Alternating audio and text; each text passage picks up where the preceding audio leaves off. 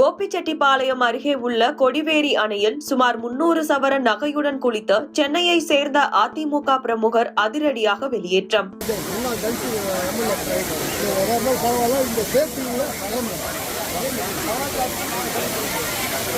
அணையில் ஆயிரக்கணக்கான சுற்றுலா பயணிகள் குவிந்ததால் போலீசார் நடவடிக்கை.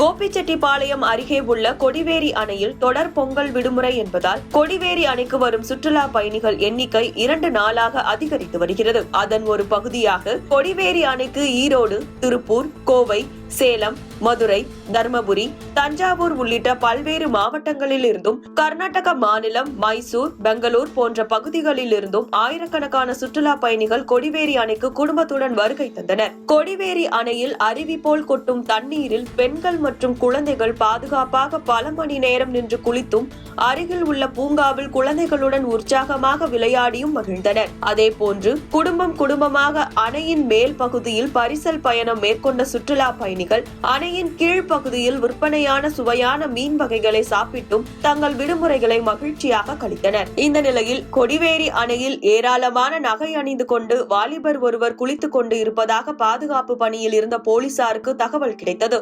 அதைத் தொடர்ந்து பங்களாபுத்தூர் போலீசார் அந்த வாலிபர் குளித்துக் கொண்டு இருந்த பகுதிக்கு சென்று கண்காணிப்பு பணியில் ஈடுபட்டனர். அந்த நபரை சுற்றி உள்ள கும்பலையும் போலீசார் கண்காணித்து வந்தனர். சுமார் 1 மணி நேரத்திற்கும் மேலாகியும் அந்த வாலிபர் அணையில் இருந்து வெளியேறாத நிலையில் அந்த நபரை சுற்றிலும் கூட்டம் அதிகரிக்கவே பாதுகாப்பு பணியில் இருந்த போலீசார் அணைக்குள் சென்று அந்த நபரை வெளியே பாதுகாப்பாக அழைத்து வந்து விசாரணை நடத்தினர். போலீசார் நடத்திய விசாரணையில் அந்த வாலிபர் சென்னை பல்லாவரத்தைச் சேர்ந்த அதிமுக நிர்வாகி விஜய் என்பதும் பொங்கல் விடுமுறைக்கு கொடிவேரி அணைக்கு குடும்பத்துடன் வந்திருப்பது தெரியவந்தது. அதைத் தொடர்ந்து பாதுகாப்பு கருதி அதிமுக பிரமுகரை போலீசார் குடும்பத்துடன் அணையிலிருந்து வெளியேற்றினர். அதைத் தொடர்ந்து பாதுகாப்பு கருதி அதிமுக பிரமுகரை போலீசார் குடும்பத்துடன் அணையிலிருந்து வெளியேற்றினர்.